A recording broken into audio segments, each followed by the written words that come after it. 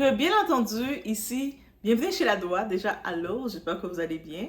Donc, j'attends toujours mon café. Mon café, même pas mon café, mon chocolat. Finalement, j'ai changé d'idée. Je veux chocolat saveur d'automne. Donc, oui, j'ai changé d'idée parce que le café, il y a trop de caféine. Un beau petit chocolat chaud saveur d'automne. Ouais, on y va, on est chez la Doua. Donc, actuellement, vous le savez, concernant la bourde de Booba, il a décidé de, je sais pas si c'est sa façon, il était sur la pression de vouloir répondre à son ami Rof pour dire qu'il n'était pas le seul qui était dans les soirées, en exposant une photo qu'on voyait Diams, la rappeuse, l'ancienne rappeuse, parce qu'elle a laissé, elle n'est plus rappeuse, elle a pris sa retraite dans la musique, dans l'univers, pour dire qu'elle aussi, elle avait été dans des soirées de Booba, de P. Diddy, sûrement dans les années 2000, donc tout ça. Et puis en tant que tel, le but, c'est qu'il a rien compris. C'est pas les soirées de Didi qui étaient le problème de... Non. C'est les freak-off. Qu'est-ce qu'il faisait les après-soirées. Mais il veut jouer dans ce jeu-là. Et puis il me dit, mais pourquoi tu viens t'en prendre à Diams, qui est clairement maintenant dans la religion, respecte-la comme personne, comme ancienne collègue. Bref. Et là, il y a quelqu'un qui reparle, qui lui répond, et c'est notre très chère Maïva Genam. Maïva Genam, vous allez le voir. Ma relation avec elle, c'est amour-haine. Et souvent, des fois, je vais la taper sur les doigts quand je vois qu'elle a besoin d'être tapée sur les doigts. Et d'autres fois, je vais la donner un câlin quand je sens qu'elle est dans le même sens que moi. Elle est taureau. Donc, elle est très passionnée aussi. Et là, maintenant, Maïva Genam, elle prend ses réseaux et puis elle vient taper sur les doigts de Booba parce que ça fait pas sens. Mais Booba, qu'est-ce qui te prend? Ressaisis-toi. T'es pas dans l'ordre, là. Et là, on y va sans perdre l'instant.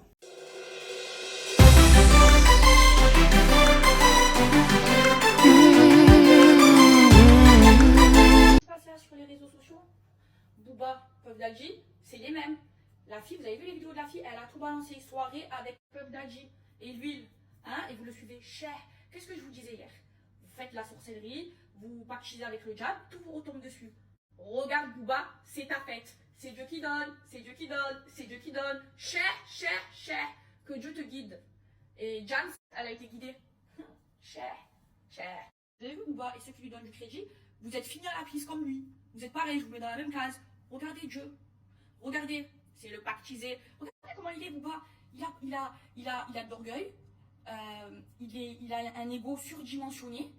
C'est un haga, il fait un haga la plus faible que soi. Il fait des pactes, il fait des soirées avec Puff Daddy. Et vous savez tout ce que Puff Daddy il a fait. Il parle des femmes des gens, il rabaisse les femmes des gens. Sa carrière elle a été construite que sur des clashs. C'est pire qu'un candidat télé-réalité. Regardez aujourd'hui. Et regardez, au nom de Dieu, enregistrez bien ce snap. C'est la descente aux enfers de Booba à partir d'aujourd'hui. Pourquoi? Parce que c'est Dieu qui donne, c'est pas vos pactes avec le chétan. C'est le pactisé.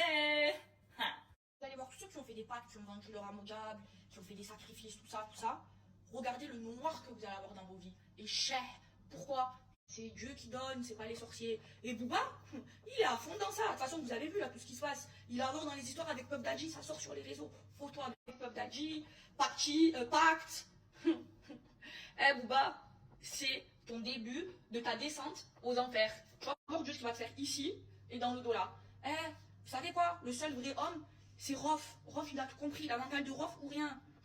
Booba, c'est un fini à la pisse. Alors voilà, Maïva amène un peu de raison, lui amène un peu de raison, en effet. Elle lui dit, non, c'est comme tout laisse. Donc, peu importe, elle vient appuyer sur le même point que Rof a appuyé, en lui disant que, regarde, c'est comme, tu as choisi un certain mode de vie, tu as choisi de faire certaines choses. En même temps, c'est un petit peu l'hypocrisie de Maïva, parce que toi aussi, tu as choisi ce mode de vie, girl. Mais bref, et puis, elle en profite de venir le piquer, mais quand tu as tort, mais tu te fais piquer. Tu te fais piquer même par Maïva. Et donc, qu'est-ce qu'il va dire face à ça? J'ai plus le sentiment qu'il va venir répondre à Maïva que répondre à Rof. Il va essayer de sortir des photos de Maïva pour venir lui répondre à elle plutôt qu'à Rof. Je sais pas pourquoi j'ai plus ce sentiment-là. Pourtant, Maïva, en même temps, j'ai ce sentiment-là, mais je pense pas qu'il va le faire. Pourquoi? Parce qu'elle a déjà, depuis quelque temps, envoyé des pics. Elle envoyait des pics. Pour commencer, on se rappelle, il y avait une époque, mais quand Maïva et Magali Berda, ils ont terminé leur amitié, Maïva a commencé à mettre du Booba pour essayer de montrer qu'elle veut faire la paix avec lui. J'imagine que Booba était plus intéressé à faire la paix avec elle ou à être ami avec elle. Donc, suite à ça, elle a reviré sa veste quand elle s'est rendue compte que ça ne marchait pas. en venant exposer quoi? En venant exposer les situations de... Elle aussi, c'est une manipulatrice. C'est pour ça elle va bien avec Booba, finalement, bref. Mais elle est venue dire, ah, Booba voulait la payer pour afficher, pour s'afficher avec elle. J'étais comme, dans quelles circonstances qu'il voulait te payer? Mais là, je commence à me poser la question, est-ce que c'est vrai? Est-ce que c'est Booba, c'est vraiment ça? Tu étais prêt à la payer pour être affiché avec elle?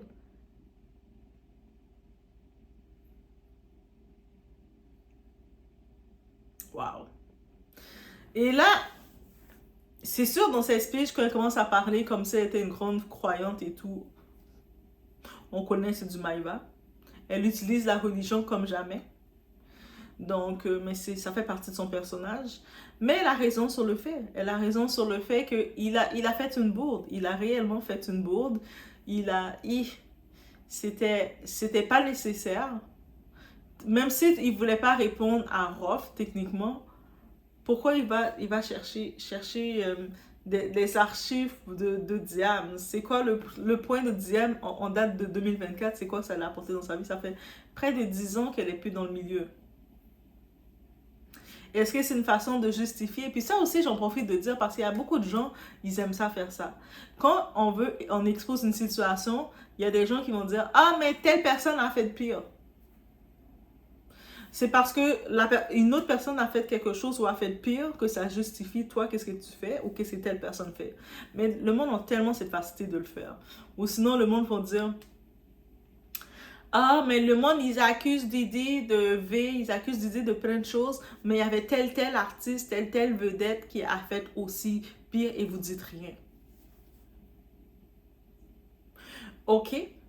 Donc, ça veut dire qu'avec ce raisonnement de bras cassés, on doit justifier le V, on doit justifier tout.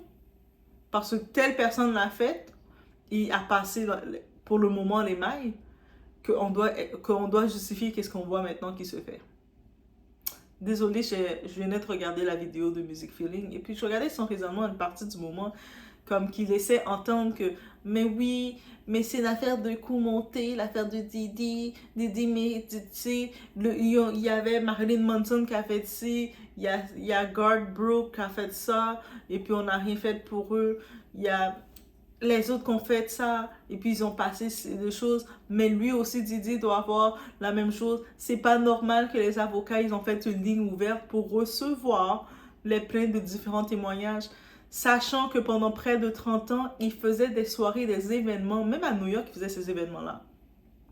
C'est pour ça que c'est pas les événements le problème. L'avocat a bien dit, d'aller dans les soirées, les événements, c'est pas ça le problème. Même d'avoir été présent, d'avoir été témoin, de ne pas avoir au moment porté assistance, il n'accuse pas le monde pour ça. Parce que peut-être à cause de la pression, que tu sais, quand tu es quelque part, même si tu vois quelque chose qui est mal, mais si tu es le seul, tu as peur un peu de sortir de la foule. Lui qui veut accuser l'avocat, c'est ceux qui ont participé concrètement avec lui.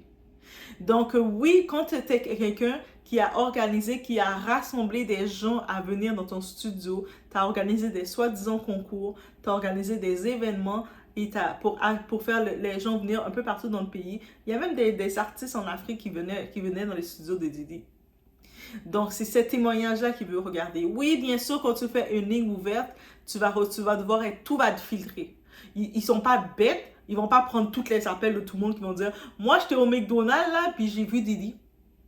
Je suis traumatisée. » Non, ils sont pas bêtes. Ils vont prendre des choses réelles, concrètes, ou des choses, ils vont commencer à filtrer, et c'est au moins pour se faire un tableau du personnage, de comment il a opéré. Et c'est tout à fait normal. Donc, c'est vraiment tout à fait normal, et c'est légitime. Donc, quand je vois des fois les commentaires, la justification de « mais pourquoi lui on l'accuse parmi tant d'autres ?» Mais si il tombe comme ça, c'est parce que quand il faisait ses bêtises, il faisait pas attention de penser à ses arrières. Quand tu sais que tu t'en vas dans le pouvoir, tu es encore plus observé. Plus tu montes en haut, mais plus tu es observé. Tout le monde peut t'exposer. C'est-à-dire que si tu as un comportement de bras cassés bizarre, c'est normal que le monde va t'observer encore plus. Quand tu es dans la même étage que tout le monde, que quelqu'un. Par exemple, tu es au travail, tu es tu es employé comme ton autre collègue. Vous êtes dans le même titre. Là, de temps en temps, tu quittes un peu plus tôt. Tu sais, tu prends un petit peu, tu voles, c'est un vol de temps, ça s'appelle. Tu te quittes plus tôt. Quand tu es employé, on remarque pas.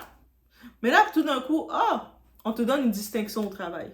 Là, tu n'es plus l'employé normal, tu deviens superviseur. Là, toi, tu as de la tâche, tu as des responsabilités, mais le monde t'observe aussi.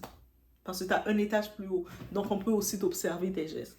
Là, on remarque que tu quittes plus tôt. Ton quitter plus tôt, on remarque, tu dois le justifier. Là, tu es comme, mais pourquoi le monde il commence à m'observer comme ça? Mais c'est normal, plus tu montes plus haut, plus tu es justifié. Didier était rendu avec le comportement qu'il faisait. Il faisait ses freak-off déjà, il était déjà dans son univers. Mais il montait plus haut. Il réclamait des responsabilités. Il allait faire des deals, commençait à venir dire, je suis puissant, je veux des deals. Quand on regarde, on se dit toujours, pourquoi les gros big boss qui contrôlent, ils sont jamais exposés? Parce qu'ils ne sont pas affichés. Est-ce que vous n'avez pas pensé à cette tactique-là? Même les Lucien Graham, tout ça, ils sont pas affichés. Allez les taper, les chercher sur les réseaux sociaux, vous ne les voyez pas avec des followers. C'est pour ça que les réseaux sociaux ont fait perdre les gens le sens de la réalité des nombres de followers. J'en profite, j'amène l'histoire de Maïva, mais ça m'a inspiré sur ça. Et puis, amène l'histoire des followers. Le monde, il pense que, mais les followers, plus tu as des followers, plus tu as du pouvoir. Mais dans la vie de tous les jours, le moins de followers, c'est eux qui ont le pouvoir. Et c'était Mark Zuckerberg, mais en même temps, il a eu toutes les followers de tous les membres de ces choses. Mais c'est ça. Donc là, c'était une parenthèse. On retourne sur la petite réponse de Maïva. Oui, ce côté-ci, je peux le dire, lui donner la main, elle fait du sens. Je tapé, elle fait du sens. Elle a fait du sens. Des fois, dans d'autres choses, je vais la taper sur les doigts parce que je vais dire aïe, aïe, aïe. Mais là, elle faisait du sens. Elle a complètement fait du sens. Elle a fait une bonne rétrospective. Rétrospective, oui. Et c'est complètement bien mis. Qu'il n'y a aucun sens que pourquoi tu vas vouloir exposer les photos du passé sachant que maintenant, elle est complètement dans la religion. C'est pas comme si elle a un pied dans la religion, un pied dehors. Elle est complètement dedans. Elle a laissé la musique. Elle vous a toutes laissé la place. Ça veut dire que maintenant, tu vas aller vouloir l'exposer pour que les gens puissent l'attaquer. Ça veut dire qu'il a vu que Rof est venu le montrer, l'exposer. Au lieu de répondre à Rof, parce qu'il voit qu'il ne peut pas se trouver une réponse face à Rof, il dit, mais regarde, moi, je ne suis pas le seul, elle aussi. Mais ça, c'est pour ça que j'ai fait cette parenthèse, c'est exactement le tempérament de beaucoup de personnes. Pour justifier leurs bêtises, ils vont dire, mais les autres le font. C'est pas parce que tu vois que dans la rue, il y a des zigotos qui vont jeter leurs déchets sur le sol. Tu vas voir, tu arrives dans la rue, tu vas voir quelqu'un qui prend son affaire, son déchet, il jette à terre. Et toi, tu le regardes faire ça, tu te dis, mais tu te sens fier? Ben là, tout le monde le fait. C'est à cause que d'autres zigotos avant toi l'ont fait que toi, dans ton discernement, tu dois juste le faire, le jeter à terre. Après, quand tu vois que dans la rue, il y a plein de déchets, c'est laid, c'est pas beau, ta rue est pas belle, il y a plein de déchets, toi, tu vas blâmer qui? Tu vas blâmer le gouvernement, tu vas blâmer le maire, tu vas blâmer Dieu, tu vas blâmer le démon, tu vas blâmer tous tes démons, tu vas blâmer toute ta famille, tu vas même blâmer ta famille de tous tes villages, parce que tu vas dire, mais pourquoi la rue a plein de déchets comme ça? C'est inacceptable. Alors que toi, tu contribues à ça. Mais on doit arrêter cette mentalité-là. Regarder chez l'autre l'a fait, mais je peux le justifier. Mais regarde, l'autre a été justifié comme ça, mais lui, regardez, ils ont trouvé des faits sur lui. Ils ont trouvé des faits sur lui. Quand il faisait ses castings, il y a des audios qui sont sortis. Il y a des gens qui avaient des petits audios copiés, des enregistrements qu'ils avaient enregistrés. Parce que peut-être, au début, ils faisaient pas de check pour vérifier que le monde n'a pas de caméra sur eux. Mais justement, dans ces débuts-là, il y a des gens qui arrivaient, qui filmaient un peu la scène. Et puis, il y a des scènes bizarres qui sont sorties, qui sont en ligne, où ils faisaient ces auditions pour des castings bizarres qui vont jamais voir le jour. Des castings qui vont jamais voir le jour. Et puis, les parents envoyaient leurs enfants en se disant, on envoie notre enfant chez Didi. Oh, Daddy, gros producteur, bad boy. Il peut peut-être changer la vie de la famille. C'est peut-être une opportunité. C'est peut-être Dieu qui a répondu à nos prières. Et puis lui, finalement, l'enfant, il arrivait là, la famille envoyait leur enfant et puis l'enfant ressortait traumatisé. Eux sans comprendre pourquoi. L'enfant ressortait traumatisé. Et puis ça fonctionnait pas. Donc finalement, c'est ça n'a pas fonctionné finalement, mais l'enfant est juste traumatisé. Il grandit, il devient un adulte traumatisé. Et après, quand les gens disent, mais c'est un noir, il a tant fait pour la communauté, parce que c'est un noir, il a tant fait pour la communauté. Combien de noirs qui ont vendu un autre frère noir pour leur succès? Combien de noirs, quand ils avaient comme, j'ai fait l'exemple, il y a un restaurant quelque part à Nice, en France. Cette dame, elle fait sa culture ivoirienne, donc elle fait les foutous, elle fait les plats de son pays. Le monde des étrangers au pays viennent essayer, parce que la plupart du monde qui sont dans son pays, ils peuvent déjà préparer, apprêter les plats encore mieux qu'elle. Donc, elle a décidé d'exploiter le prix, de donner une mauvaise image, de donner une image d'arnaqueur aux gens qui vont venir explorer en mettant des prix exorbitants, des prix exagérés. Et puis après, vous allez dire que cette personne-là qui fait ça, elle fait une bonne image pour les Noirs. Pour maintenant, quand on va regarder les petits restaurants, le monde ne va pas oser rentrer dedans. Ah non, ils vont t'arnaquer, ils laissent tomber. Ah, mais là, vous êtes trop méchant de nous traiter d'arnaqueurs. Mais c'est à cause des personnes comme ça.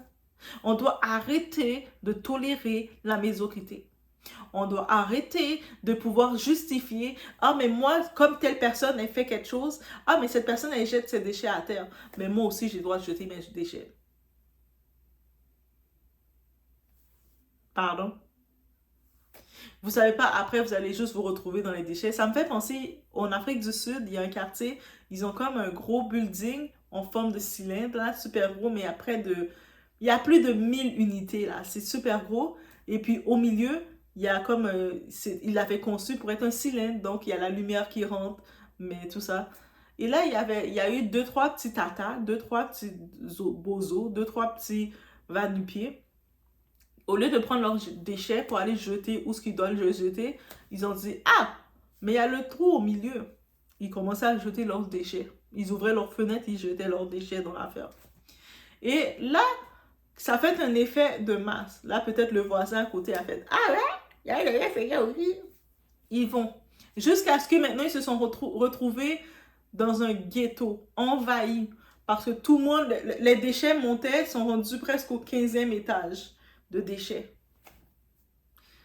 Tout ça a commencé parce qu'il fallait qu'un bozo fasse la mauvaise chose et que tout le monde suit. En se disant, mais si lui le fait, moi je peux le faire. Et là, quand ils se retrouvent envahis, ils sont tous là, ils savent plus. En plus, il y a la situation de où rester parce que la crise d'appartement, ils sont obligés de rester dans un appartement où tu regardes par la fenêtre, tu vois tous les déchets.